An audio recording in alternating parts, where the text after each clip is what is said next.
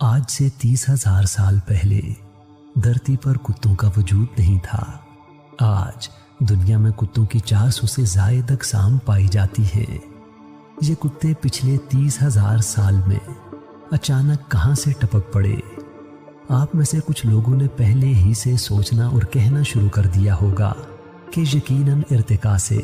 جی بالکل درست، لیکن کتوں کے ارتقاء کا معاملہ نہایت دلچسپ ہے۔ یہ ارتقاء قدرتی طور پر نہیں بلکہ انسانوں کی سلیکٹڈ بریڈنگ سے وقوع پذیر ہوا ہے۔ آج سے 30,000 سال پہلے زمین ایک بے رحمانہ آئس ایج سے گزر رہی تھی۔ اس آئس ایج میں زمین کا ہر خطہ برف کی سفید چادر کے نیچے دبتا چلا جا رہا تھا۔ ہمارے آباء و اجداد اس وقت ایک خستہ حال خانہ بدوش زندگی گزار رہے تھے۔ زندہ رہنے کے لیے انہیں خوراک جہاں جس حالت میں ملتی اس کے لیے شدید جد و جہد کرتے۔ وہ چھوٹے چھوٹے گروہوں میں بکھرے ہوئے کٹھن بیابانوں میں اپنی بقا کی جنگ لڑ رہے تھے۔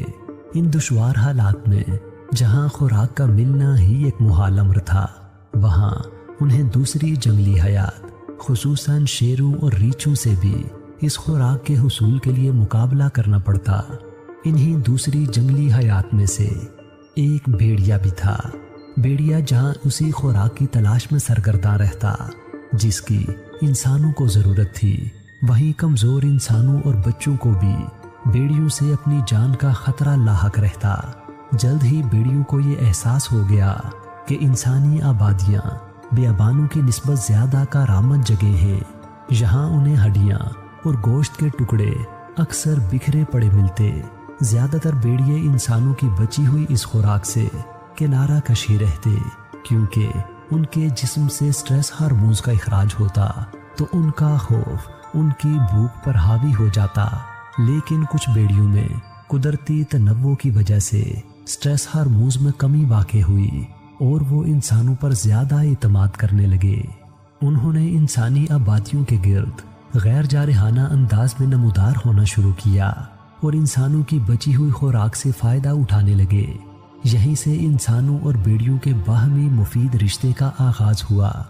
انسانوں کے ساتھ دوستانہ تعلق نے ان مانوس بھیڑیوں کو اپنی بقا میں غیر معمولی فائدہ پہنچایا۔ انہیں پیٹ بھر کر کھانے کو ملتا۔ جب ان مانوس بھیڑیوں نے آگے اپنی نئی نسل کو جنم دیا تو ان میں انسانوں کے ساتھ دوستانہ تعلقات کے رجحانات نے مزید تقویت پکڑی۔ بھیڑیوں کی اس نئی نسل نے انسانوں پر انحصار کو اچھے طریقے سے سمجھ لیا اور قبول کر لیا۔ بھیڑیوں سے اس دوستانہ تعلق کا فائدہ انسانوں کو بھی ہوا۔ بھیڑیے بنیادی طور پر علاقائی جانور ہیں، لہٰذا ایک بار جب انہیں انسانی قبائل میں شامل کیا گیا تو بھیڑیے انسانی آبادیوں کے محافظ بن گئے۔ اس کے علاوہ انسانوں نے یہ بھی دریافت کیا کہ بھیڑیوں کو شکار اور رفاقت کے لیے تربیت دی جا سکتی ہے۔ انسانوں نے بھیڑیوں کے قدرتی انتخاب اور ارتقاء کے عمل میں مسلسل دخل اندازی کی۔ انہوں نے صرف انہی بھیڑیوں کا انتخاب کر کے پالا اور بریڈنگ کروائی جو انسانوں کے لیے مفید اور کارآمد خصلتوں کا مظاہرہ کرتے، اور ان بھیڑیوں کو انسانی آبادیوں سے ہلاک کرتے چلے گئے جو خطرناک دکھائی دیے۔ یہی طویل اور تدریجی عمل دنیا میں پہلے کتے کے ظہور کا سبب بنا۔ ارتقاء کا وہ عمل جو قدرتی طور پر وقوع پذیر ہوتا ہے، اس میں کسی نئی اسپیشی کے سامنے آنے کے لیے کروڑوں سال کا عرصہ درکار ہوتا ہے، لیکن انسانوں نے اس قدرتی عمل میں دخل اندازی کر کے سلیکٹڈ بریڈنگ کے ذریعے چند ہی صدیوں میں اپنی ضرورتوں کے عین مطابق ایک نئی اسپیشی کو سامنے لے آئے۔